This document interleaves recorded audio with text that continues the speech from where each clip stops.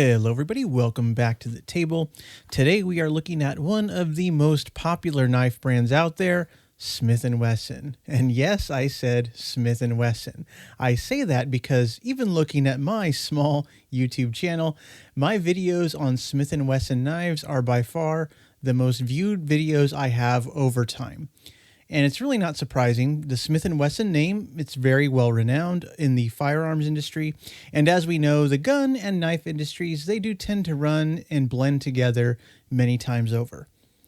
So most Smith & Wesson knives, though, they are generally going to be inexpensive, Chinese-made imported knives that you can pick up at your local gas station or at a gun show. Nothing that a real knife enthusiast really gets excited about. And maybe that might change a little bit with this knife we have here on the table. So we finally have a Smith & Wesson knife that has been made right here in the USA with some pretty decent materials. And honestly, now is really the time to pick one up, and I'll explain why that is in this video. But without further ado, let's take a look at the Smith & Wesson Performance Center Homeland Folder. So as you can see right here, the packaging itself is very impressive. It's very large and oversized. The box has the Made in USA markings on it. Has a little knife diagram here on the back. The box itself feels very sturdy, very well made. And the inner box slides right on out, and it has a magnetic catch on it. But inside the box right here, we can see that this USA-made run of knives was limited to 1,000 knives total. So this one right here is number 708 out of 1,000. But putting all that aside, great presentation, of course. Putting all that aside, let's take a look at the knife itself. And now I will say right at the start, this is a nice knife. I like it, but of course, I'm going to be critical of some of the things I think could have been implemented better, especially considering the price that was originally asked for this knife back when it was released around 2020 or so. So the Homeland folder, this is what I would call a full-size everyday carry folder because we have a 3.5-inch blade and an overall length here of 8 inches. The handles of the knife here are nice and thick. They really fill the hand. It feels nice in hand. It's very substantial to hold. The handles here and the liners, they're all steel. And we have some black and blue G10 inserts that are pretty well done. So the G10 here has some nice checkering on it. So you can take a close look at that. And I think that's maybe meant to be somewhat reminiscent of the checkering like on a firearms grip, Smith & Wesson. The G10 itself, though, it is contoured. It's slightly proud of the handles to really help you get that nice rounded grip on the knife. And the handles also have some of these flow-through holes that I guess are just a neat part of the design, but it looks good. It really does.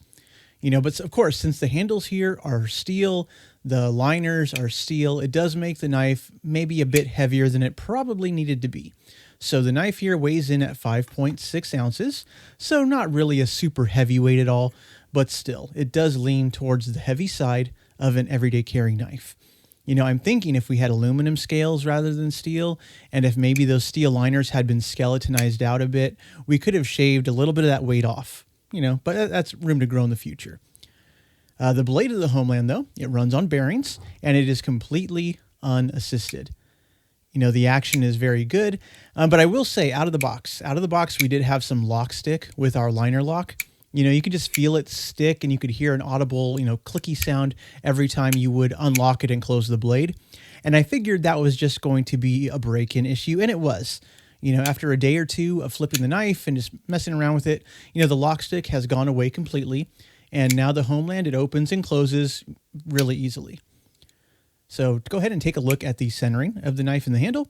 So the blade is well centered. And the lockup on the knife, the liner lock here, it's full lockup, around 50%. So it's not too early, not too late. It is just right in the middle of the blade.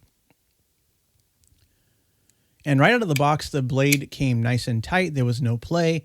But as I've been flipping, on and off the knife, very minor issue here. I do feel like I have to say it though. So repeated opening and closing the knife. Of course, the blade has come slightly loose at the pivot. And normally, this would be really easy enough to just tighten it up. But the pivot here on the show side of the knife, which is accessible to you, is a fixed pivot. So this side here does not spin. So the only adjustable pivot screw we have on this knife is on our reverse side, which unfortunately is covered by the pocket clip. So in order to tighten the pivot on this knife, you do need to remove the pocket clip. So that could become an issue someday. Should the pocket clip screws ever strip out, or you have no other way to get it out of there, you won't be able to adjust or take down your knife anymore.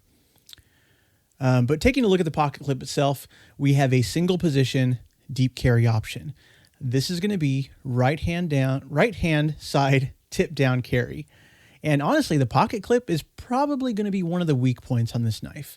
Not only because it's single position, but I also kind of feel the design of this clip is somewhat, I don't know, how do I say it? It's dated. It's kind of cheap looking. Foreign knives, cheap imported Chinese knives use this same style of pocket clip very, very commonly. Just this default loop over with 2 screws. So the very common nature of this design of pocket clip kind of cheapens the look. It makes it look lower end than it really is, especially for such a limited edition knife. But beyond the looks of the clip, beyond the looks, let's look at the function. This clip is really super tight. And I say this because of these raised G10 inserts. I think they kind of push it up more than it otherwise would be.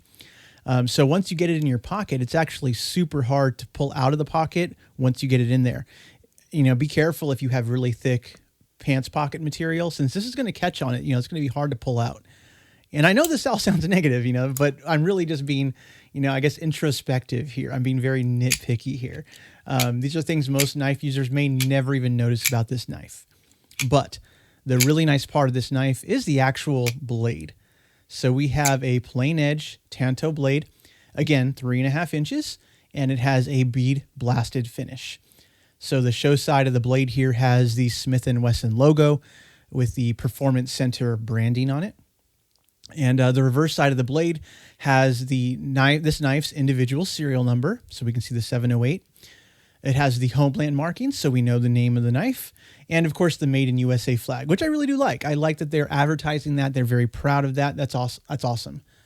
But we also have the steel markings as well. So for a USA made knife, we are getting a Sandvik 14C 28N blade. So not exactly a super steel, but still, it's a good choice. I appreciate that. The spine of the blade, it doesn't have any jimping on it. But what we do get is a nice swedge here towards the tip of the blade. You can see where it narrows out. And the grinds and the sharpness of the steel seem, decent enough for what I expected here. So the blade is a very positive aspect of this knife, in my opinion. But in all, when this knife was released, the retail price was pegging in around, I want to say it was around the $130 mark. MSRP was, over $200. And so no way for those prices would this be something you'd actively go out and seek and search for. But now that this knife has been out for a while, it didn't seem to be a great seller, to be honest. So many dealers, many sellers, they're clearancing them out at this point. So this one right here on the table, I actually picked this one up during the Memorial Day sale at Smoky Mountain Knife Works, and it was around $41. And so for that price, absolutely pick it up every day of the week. Especially for a limited edition, USA made folder, $40. That's a deal. Now, Smoky Mountain Knife Works, at that price, they did sell out, but a quick search, if you just go on Google, you can see that other sellers are still making this knife available. And I want to say most of them are going to be around the $70 to $80 price point, maybe a little bit less if you wait till it goes on sale. So not quite $40, but if you're a Smith & Wesson fan, at that price, I can see this USA made blade being a decent option, a decent offering. So the only question in my head, thinking knives and, where knives are made, is where did they have this knife made in the USA? Because there are only so many, knife making shops out there in this country that really do this kind of OEM work. So it makes me kind of curious where they sourced it from, as I would love to see, of course, more US production capacity and capability for these knives out there. But before we move on, we'll make a few quick size comparisons here because it is a full-size knife. So let's compare it with some other USA-made knives today. So first, we're going to set it up right next to the Benchmade Griptilian and Mini Griptilian, so we can see kind of where it fits between the Mini and the full-size Benchmade grip.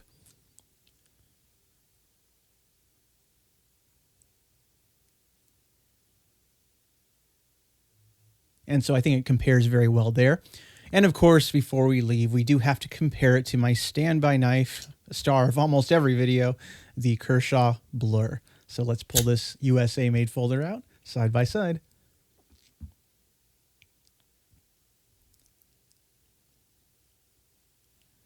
And so, of course, sadly, I wish this knife was still in stock at the sale price so all of you can go out there and pick one up like that. But hopefully this video was enlightening. And if Smith & Wesson as a brand, makes another USA produced knife, I really encourage them to continue to make incremental improvements, continue to refine, maybe with the pocket clip as well as with the weight of the knife. But all in all, this is a really solid effort for a really cool little limited edition knife. And that's just my opinion. Take it or leave it. Hope you all have a nice day, everybody. See you later. Bye-bye.